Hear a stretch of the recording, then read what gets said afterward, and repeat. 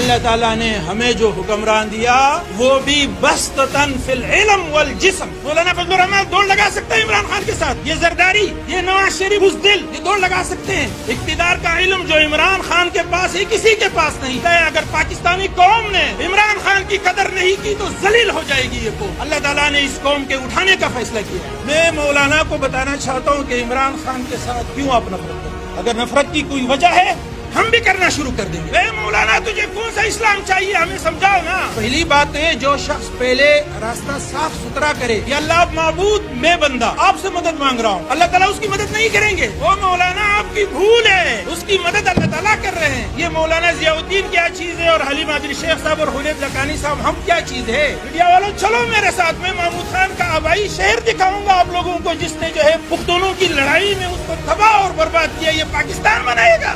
عمران خان ایک ریکارڈ قائم کرتے ہیں، عاشق رسول ہے جو میرے نبی سے عشق کرتے ہیں.